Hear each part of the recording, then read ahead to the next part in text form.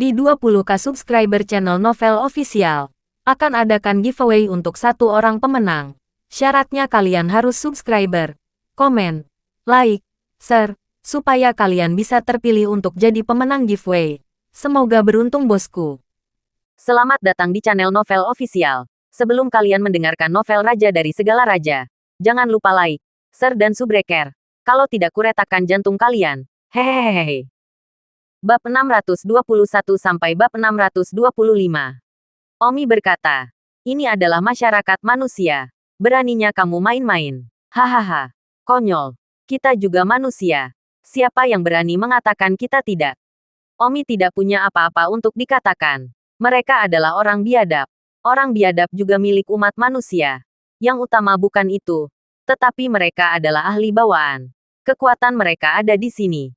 Bahkan jika mereka benar-benar bukan manusia, yang berani mengatakan apa-apa. Katakanlah, di mana orang tua itu? Orang biadab bawaan yang terlambat itu menekan pertanyaan itu. Ini adalah hal terakhir yang aku tanyakan padamu. Jika kamu masih belum memberitahuku, maka kamu akan mati, orang biadab itu berteriak. Dia benar-benar kehabisan kesabaran. Omi benar-benar tidak ingin hidupkan lelaki tua itu. Tetapi tanpa hidupkan dia, Omi dan Simran takut mereka tidak akan bisa hidup hari ini. Saat itu, Omi tiba-tiba melihat pengumuman itu. Seseorang baru saja mengatakan bahwa ada seorang ahli bawaan yang menjaga pengumuman tersebut. Itu hanya bisa menjadi pertengkaran. Omi tiba-tiba mengumumkan itu. Seorang ahli bawaan terbang turun dari kedai teh. Kamu mengumumkan itu. Itu berarti kamu memiliki kemampuan untuk menyelamatkan tuanku. Apakah kamu yakin tentang itu? Jika tidak, aku akan membunuhmu jika kamu mengumumkan itu dengan membiarkannya. Ahli bawaan yang terbang ke bawah memandang Omi dan berkata. Sedetik untuk diingat untuk membaca buku. Omi berkata, saya bisa mencobanya. Ini adalah tag ide healer saya. Omi mengeluarkan plakat kompak. Master penyembuhan kelas 10. Sangat bagus. Omi berkata, tapi sekarang orang ketiga biadab ini ingin membunuhku. Ahli bawaan yang melompat turun memandang ketiga orang biadab itu. Dan tanpa mengucapkan sepatah kata pun, dia tiba-tiba mengacungkan pedang.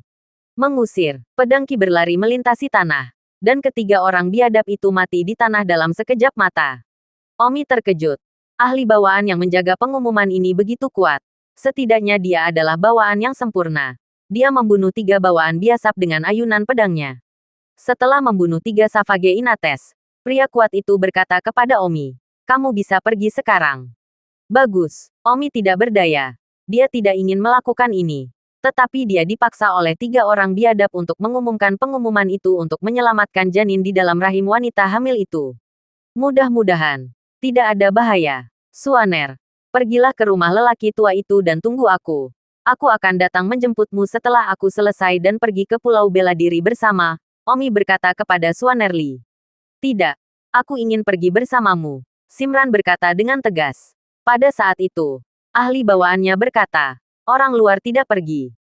Simran tidak punya apa-apa untuk dikatakan sekarang. Omi pergi untuk menyembuhkan wanita hamil itu. Simran bukan penyembuh. Hanya Omi saja yang bisa pergi. Patuhlah dan tunggu aku menjemputmu, kata Omi. Baiklah, Simran tidak berdaya dan jatuh kembali ke rumah lelaki tua itu.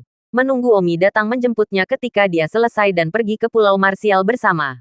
Setengah jam kemudian, ahli bawaan itu membawa Omi ke rumah klasik yang sangat mewah. Untuk dapat tinggal di tempat tinggal klasik yang begitu mewah jelas bukan orang biasa.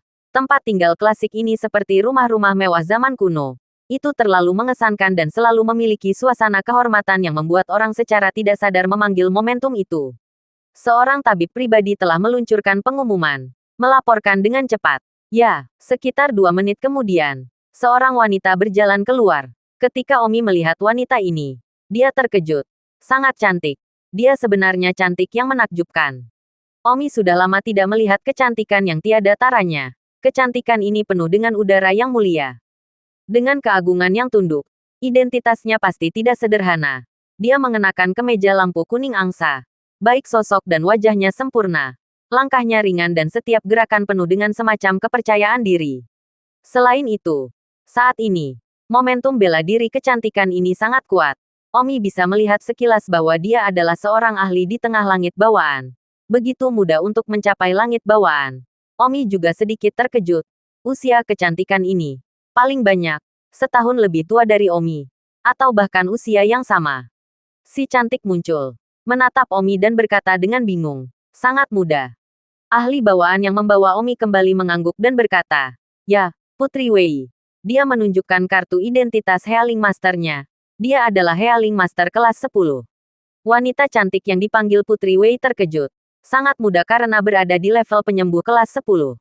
Si cantik mengayunkan tangan dan membuat semua orang keluar. Hanya menyisakan Omi dan keduanya di aula. Si cantik berkata kepada Omi, namaku Wei Sakura. Siapa namamu? Ada perasaan dipenuhi dalam wanita cantik ini. Tetapi itu tidak membuat orang merasa bahwa dia secara sadar lebih unggul. Melainkan perasaan yang tak terlihat dalam temperamennya. Yang seharusnya ada dipenuhi dengan identitas nada. Yang terlalu mulia dan selalu memberi orang rasa otoritas yang berisi. Seperti ketika seorang kaisar kuno muncul di depannya tanpa harus mengungkapkan sepatah kata pun. Dan umur merasa tertindas. Omi, karena kamu meluncurkan pengumuman itu, maka setidaknya kamu harus mengerti apa yang kamu datang ke sini karena, wanita cantik itu berkata. Omi berkata, saya mungkin tahu.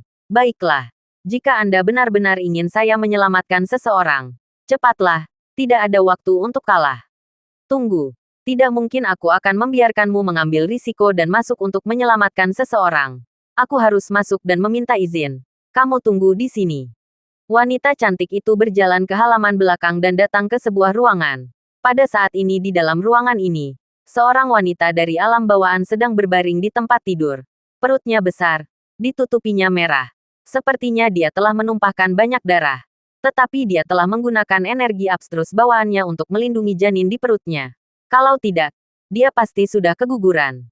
Wanita hamil yang terbaring di tempat tidur ini memiliki penampilan yang sangat cantik dan status yang sangat mulia. Dia tampak sangat cemas tentang apakah janin akan keguguran atau tidak. Selir wilayah Yin. Ada seorang pemuda di luar, penyembuh kelas 10. Saya khawatir dia tidak lebih tua dari saya. Sangat mudah untuk dapat mencapai tingkat penyembuh kelas 10. Dia harus memiliki sarana yang berada dalam menjangkau orang luar biasa. Apakah Anda ingin melihat? Biarkan dia masuk. Cepat, wanita hamil di tempat tidur Don sibuk. Bagus, Omi sedang menunggu di aula. Tidak lama kemudian, wanita cantik yang baru saja keluar. Si cantik berkata, Omi, sebelum aku membiarkanmu masuk, aku harus memperingatkanmu tentang sesuatu. Omi tidak sabar. Apa-apaan ini? Akulah yang menyelamatkanmu. Bukan orang yang datang untuk memohon padamu. Jika kamu terus mengoceh, aku akan pergi saja. Omi agak kesal. Ini seharusnya mereka memohon pada Omi. Kenapa nada ini? Sepertinya Omi datang untuk mengemis menyelamatkan wanita hamil itu. Wanita cantik itu berkata, saya harus memberitahu Anda, bahwa wanita hamil adalah kerajaan yang berkaca-kaca. Permaisuri Raja. Janin di perut itu adalah seorang pangeran. Jika ada yang tidak beres, ini akan memiliki konsekuensi yang sangat serius. Saya harus menjelaskannya kepada Anda sebelum Anda masuk. Alis Omi berkerut. Itu benar-benar orang berstatus bangsawan. Permaisuri Raja Kerajaan Liuli. Ya. Kemudian, yang di depannya disebut Putri Wei pasti Putri Kerajaan Liuli. Omi benar-benar beruntung telah datang ke Kerajaan Liuli. Tetapi dia benar-benar melihat sosok bangsawan Kerajaan Liuli. Meskipun Kerajaan Liuli hanyalah sebuah negara kecil. Tetapi identitas permaisuri dan putrinya. Tidak peduli apa yang lebih mulia dari Omi. Gripper, tidak hernada dan sikap mereka lebih unggul dari perasaan itu. Omi di mata mereka hanyalah orang biasa. Ketika si cantik itu melihat nada tidak sabar Omi, dia tidak marah sama sekali dan berkata dengan acuh tak acuh, baiklah, ikuti aku. Omi mengikuti keindahan itu ke kompartemen di halaman belakang. Memasuki kompartemen, Omi segera melihat seorang wanita hamil yang mahal, setengah bersandar di tempat tidur. Wanita hamil ini juga seorang ahli bawaan. Omi sedikit terkejut. Orang-orang besar ini, mereka bawaan di setiap kesempatan. Kamu adalah penyembuh kelas 10 muda itu. Mata wanita hamil itu dengan arogan bertanya. Ya, apakah kamu yakin bisa menjaga bayiku? Wanita hamil itu bertanya lagi. Nada suara seperti pertanyaan. Sama sekali tidak seperti permohonan. Omi tidak menyukai nada suaranya. Tetapi tidak ada pilihan dalam masalah ini sekarang. 80% yakin, kata Omi. Wanita hamil dan putri cantik itu sama-sama sedikit terkejut. Mereka telah menemukan banyak penyembuh sebelumnya. Bahkan jika itu adalah penyembuh kelas 11 atau 12, mereka kurang dari 10% yakin. Tetapi Omi, namun, 80% yakin. Putri cantik itu melihat raut wajah Omi, yang penuh percaya diri dan tidak tampak seperti omong kosong, dan mau tidak mau menatap Omi. Baiklah, jangan tunda kalau begitu. Wanita hamil itu berkata. Omi berkata, kalau begitu, bisakah kita mulai? Ya, Omi berkata. Karena bayimu ada di perutmu. Kamu harus melepas pakaianmu atau aku tidak bisa melakukannya. Wajah wanita hamil itu bergerak, ragu-ragu sejenak, dan kemudian berkata, oke, kalian semua turun. Ya, beberapa wanita berjalan keluar dan menutup pintu kompartemen. Satu-satunya orang yang tersisa di kompartemen adalah Omi, putri cantik yang disebut Wei Sakura, dan wanita hamil itu sendiri.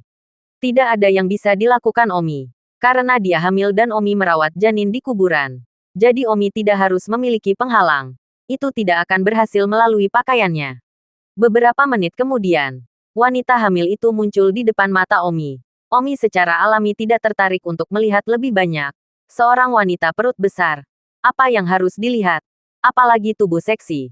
Perut itu, beberapa stretch mark hijau sangat menjijikkan. Omi berkata, saya membutuhkan satu set jarum. Setidaknya 15 cm panjangnya.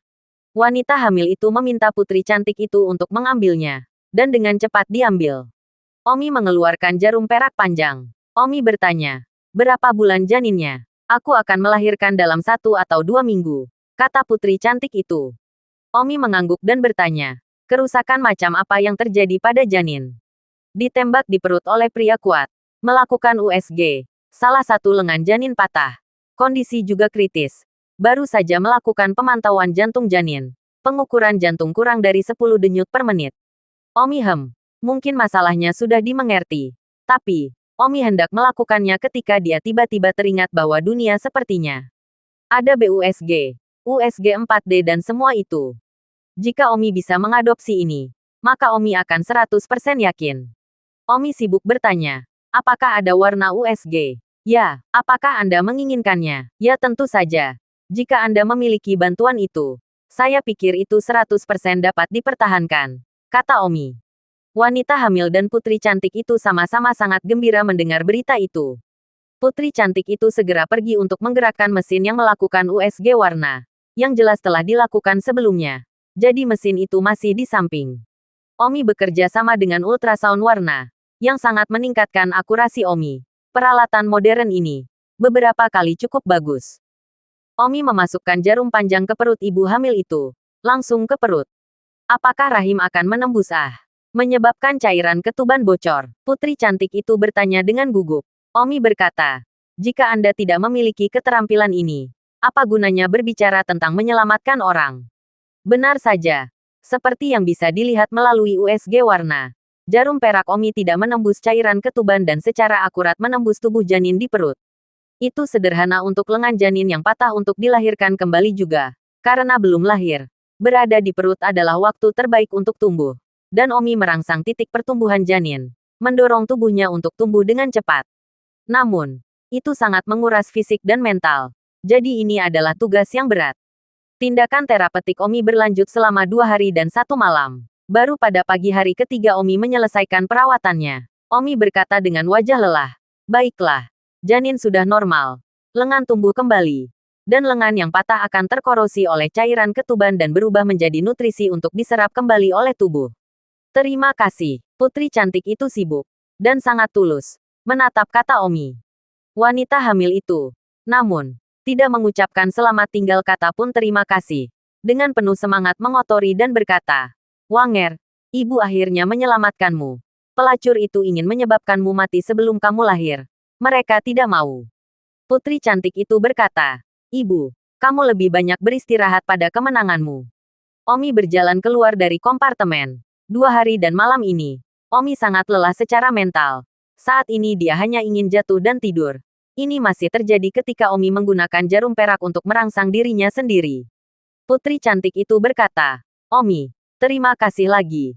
Aku melihatmu benar-benar lelah. Kamu pergi dan istirahat dulu. Setelah beristirahat dengan baik, sang ibu akan sangat berterima kasih. Omi awalnya ingin melupakannya dan tidak beristirahat. Tetapi dia telah bekerja sangat keras. Dia tidak bisa begitu saja pergi seperti ini. Tidak peduli terima kasih yang berat. Itu harus diperoleh. Itu adalah haknya. Bagus. Omi pergi ke kamar tamu dan kembali tidur. Dia benar-benar terlalu lelah. Tidak baik untuk tetap lelah secara mental sepanjang waktu. Namun, sudah 2 hari 1 malam. Tidak takut kehilangan beberapa jam istirahat lagi. 2 jam kemudian, di kompartemen yang sama dengan wanita hamil yang baru saja di dalamnya. Wanita hamil itu bertanya, "Di mana penyembuh itu?" "Ibu, dia benar-benar kelelahan. Jadi aku menyuruhnya dibawa ke kamar tamu untuk beristirahat." "Ibu, itu semua berkat bantuannya bahwa kami dapat menjaga pangeran kali ini. Dan kami mengatakan ketika kami memposting pengumuman sebelumnya bahwa kami pasti akan berterima kasih padanya dengan berat. Bagaimana kami harus berterima kasih padanya dengan keras ketika dia bangun?" Putri cantik itu bertanya. Wanita hamil itu berkata, "Ayo bunuh dia." Ah, putri cantik itu bertanya-tanya apakah dia salah dengar. "Ibu, apa yang kamu katakan? Bunuh dia, ibu." "Kenapa?" Wanita hamil itu berkata. 2 hari dia merawat saya. Saya telanjang dan dia melihat segalanya.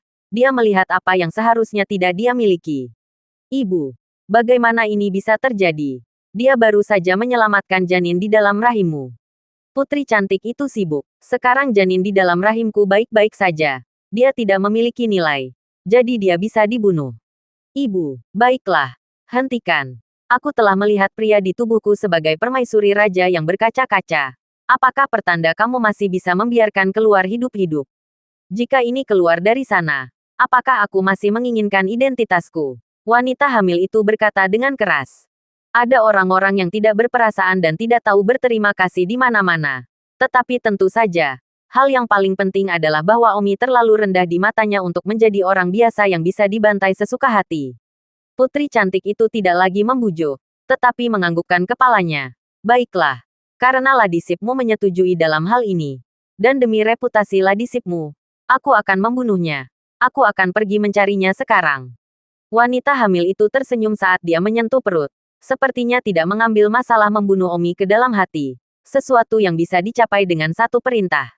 Putri cantik itu datang ke kamar tamu. Omi mendapatkan kembali semangatnya bahkan setelah tidur selama 2 jam. Dan sudah hampir waktunya bagi Omi untuk pergi. Omi bangun dan melihat putri cantik itu duduk di kamar. Tidak mengucapkan kata pun. Kenapa kamu di sini?" Omi berseru dan bertanya, "Kamu sudah bangun?" "Omong kosong. Yah, aku menyelamatkan pria itu. Di mana terima kasih banyak yang kamu katakan?" "Saya akan pergi setelah menerima terima kasih yang sebesar-besarnya," kata Omi. Mengusir, putri cantik itu tiba-tiba mengaitkan pedangnya ke arah Omi. Tetapi alih-alih menusuk, dia menunjuk ke leher Omi. "Apa maksudmu?" Omi bertanya dengan wajah yang tidak berubah. Karena Omi tidak merasakan niat membunuh dari pedangnya. Jadi Omi tahu bahwa dia menghunus pedangnya hanya untuk pertunjukan dan tidak benar-benar ingin membunuh. "Omi, apakah kamu tahu kejahatannya?" Putri cantik itu bertanya. Omi menyela dan berkata, "Aku tahu kejahatanmu." Omi sangat tertekan. Dia menunggu untuk menerima ucapan terima kasih yang berat. Tetapi dia tidak menyangka bahwa pedang itu tidak hanya menunjuk ke arahnya. Tetapi dia juga bertanya apakah dia tahu tentang kejahatan itu. Itu lucu. Omi benar-benar menyesal mengungkapkan pengumuman itu pada waktu itu. Telah tahu bahwa lebih baik menjaga lelaki tua itu. Namun, lelaki tua itu sudah melangkah ke kesempurnaan bawaan. Bahkan jika dia mengintai dan berenang, dia tidak akan dibunuh oleh orang biadab. Meskipun, ini akan memberi tahu lelaki tua itu bahwa Omi telah terus-terusan. Dan mungkin kesannya tentang Omi menjadi sedikit lebih buruk. Tetapi, itu lebih baik daripada menderita kemarahan yang ada di sini sekarang. Putri cantik itu melihat Omi meledak. Alisnya berkerut. Dan berkata, "Omi, selama perawatanmu, kamu melihat semua yang ada di permaisuri. Permaisuri sangat memperhatikan masalah ini. Dia adalah selir kerajaan Liuli. Tubuhnya halus. Tidak mungkin membiarkan pria lain melihatnya kecuali raja. Oleh karena itu, Ibu Suri mengirimku untuk membunuhmu. Apakah kamu tahu kejahatannya?" Omi berkata dengan marah, "Aku tahu dosa-dosamu. Apakah kamu ingin aku menyatakan untuk ketiga kalinya? Istri sampah apa? Benar-benar menganggap diri mereka serius. Permaisuri Raja Liuli adalah apa? Negara Liuli adalah negara peluru. Ian Huang Empire kentut dapat memantulkan Anda negara peluru ini. Gesit masih di depan saya berpura-pura apa yang tinggi dan perkasa. Benar-benar gesit, tidak bisa membiarkan orang kedua melihat. Lalu mengapa membiarkan saya memegang janinnya?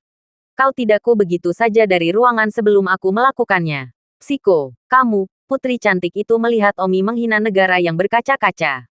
Kamu apa yang kamu punya nyali untuk membunuhku? Omi bersinar. Omi bisa merasakan bahwa putri cantik ini tidak bermaksud membunuh. Itu sebabnya dia berani mengatakan itu. Jika itu adalah seseorang yang benar-benar ingin membunuh, Omi tidak akan memiliki ekspresi seperti ini. Singkatnya, Omi menyesalinya. Seandainya dia tahu itu, Omi tidak akan pernah bunuh diri untuk pergi ke sana.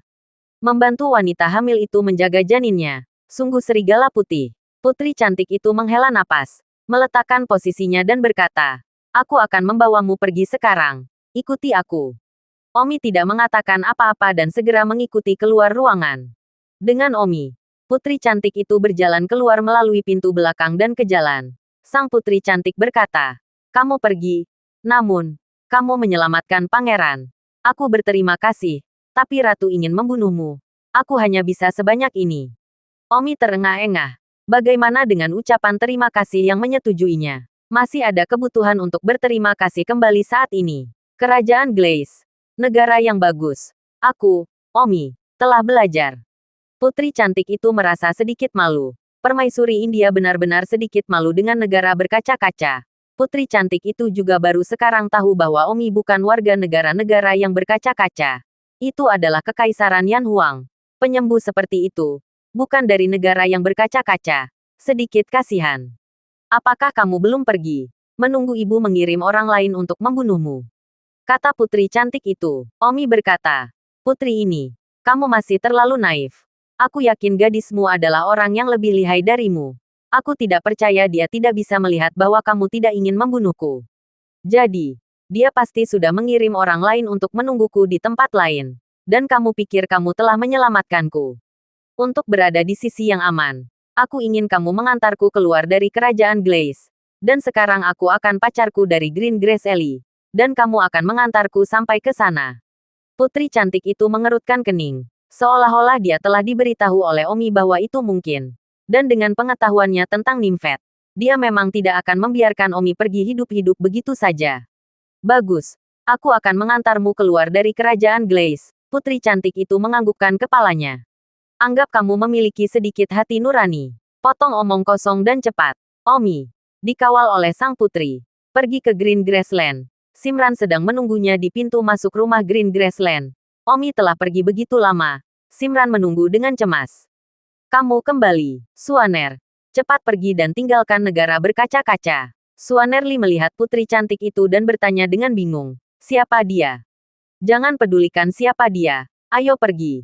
Bagus. Omi tidak masuk untuk menyambut lelaki tua itu dan segera menuju ke bandara. Dan tentu saja, putri cantik itu telah mengawal di belakang. Meskipun dia tidak mengatakan sepatah kata pun, berjalan sekitar 10 meter di belakang Omi. Sebelum berjalan keluar dari Green Grass Alley, seorang ahli bawaan tiba-tiba melayang turun dari atap. Ahli bawaan yang sama yang menjaga pengumuman di kedai teh hari itu. Ketika putri cantik itu melihat ahli bawaannya, dia segera terbang dan berdiri di depan Omi, menyoroti ahli bawaan itu. "Ah Cheng, apa yang kamu lakukan? Lihat putri. Bawahanku datang untuk membunuh Omi atas perintah yang mulia. Minggir dari jalanku." Putri cantik itu memarahi dengan keras. "Putri, kuharap kamu akan memudahkanku. Bawahanku juga bertindak di bawah perintah. Ibu telah mengatakan bahwa dia tidak boleh membiarkan Omi hidup. Kalau tidak ibu benar-benar tidak senang terlihat telanjang, putri.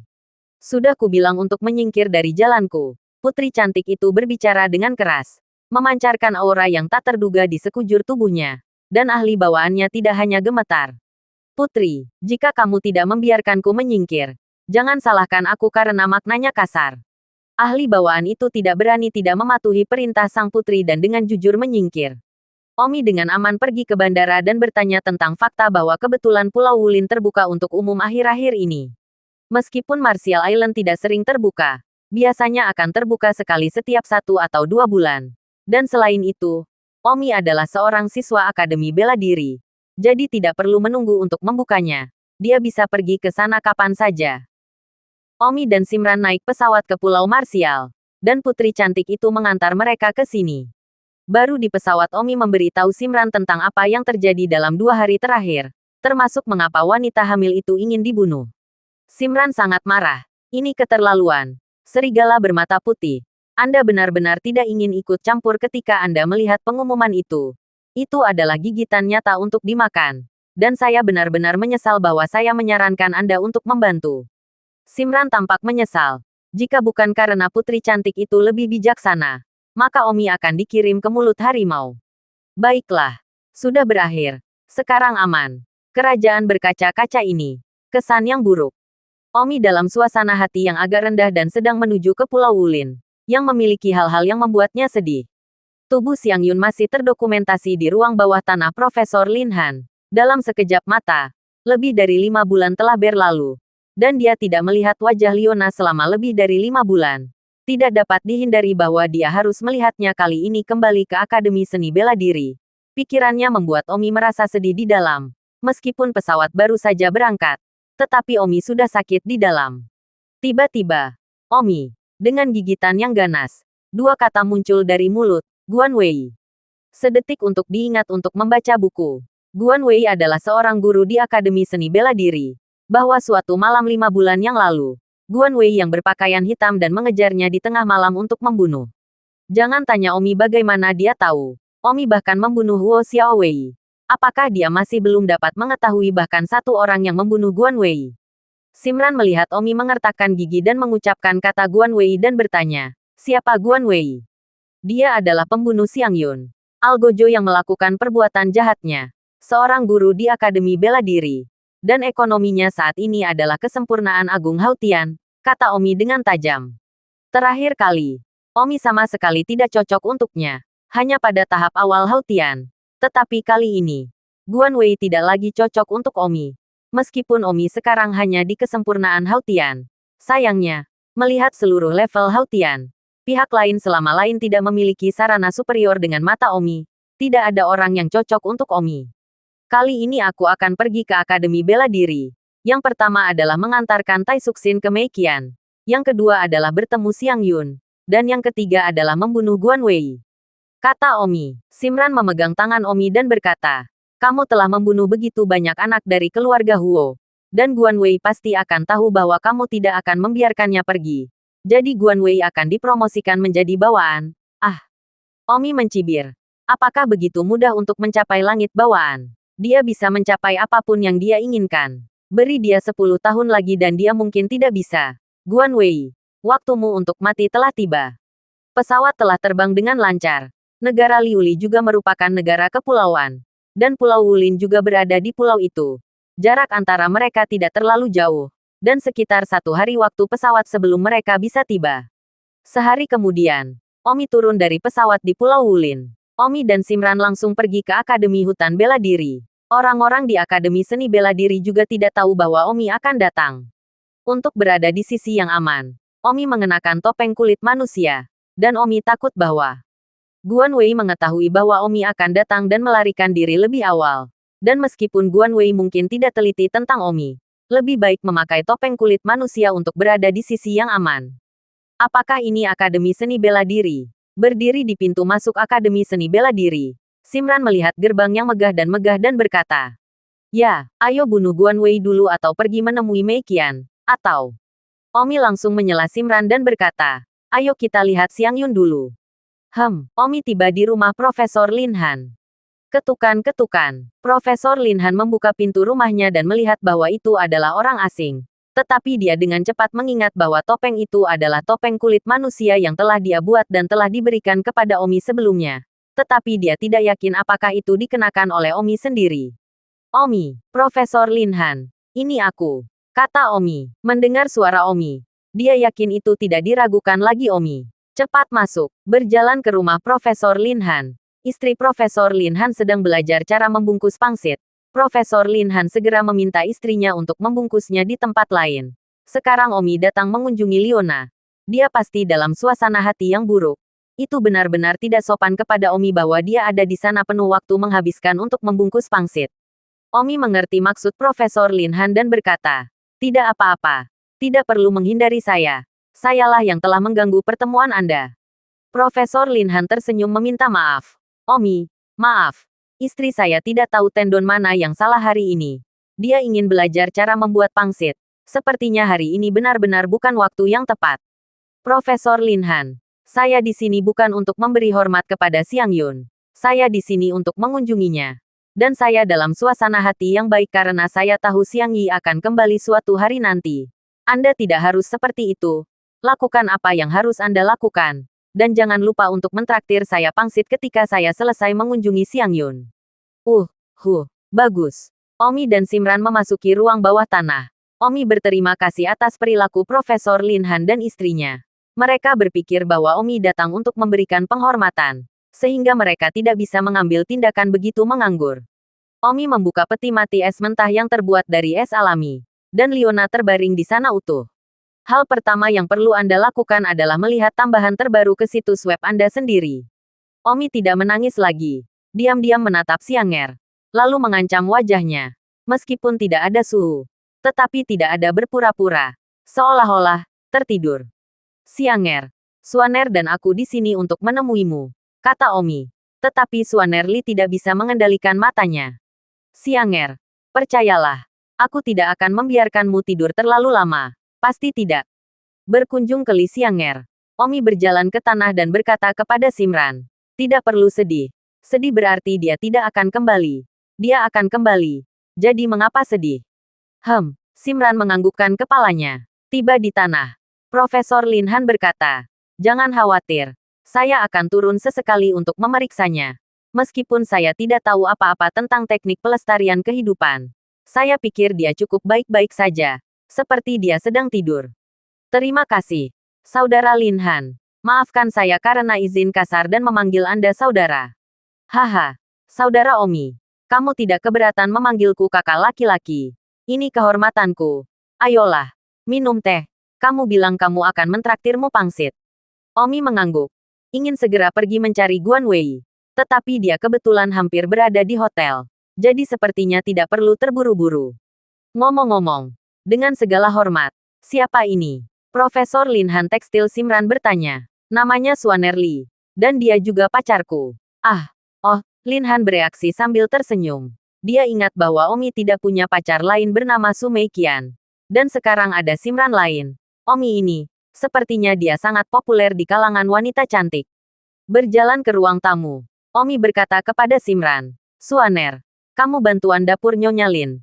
Dia sepertinya tidak tahu cara membungkus pangsit dengan sangat baik. Simran mengangguk. Simran dilahirkan dalam keluarga miskin sejak dia masih kecil.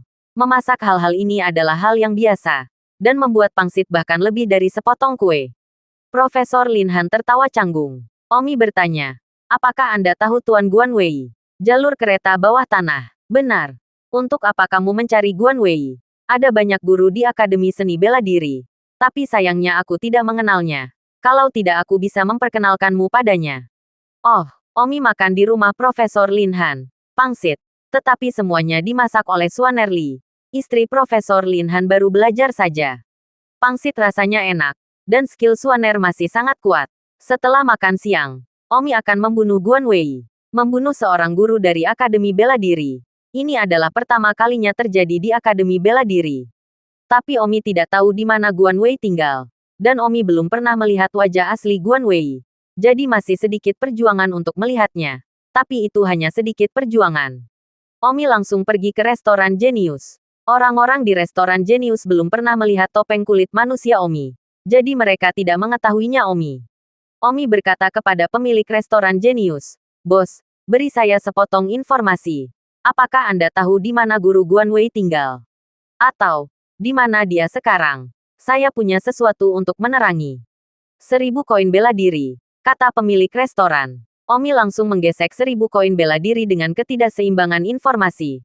Pemilik Genius Restaurant secara alami tidak akan berpikir sebagai cara untuk membunuh Guan Wei. Jika tidak, dia mungkin tidak memberikan informasi Omi. Baiklah, tunggu di sini sebentar. Utusan khusus lebah ini akan keluar untuk mencarinya sekarang. Kamu selalu dapat melihat layar virtual juga. Oke. Terima kasih. Sekitar setengah jam kemudian, agen khusus lebah itu menemukan Guan Wei. Dan Omi melihat dari pesan void screen bahwa Guan Wei berada di kafetaria terdekat. Makan dengan lebih dari 10 siswa. Guru, ini untukmu. Terima kasih telah mengajari kami tentang seni bela diri.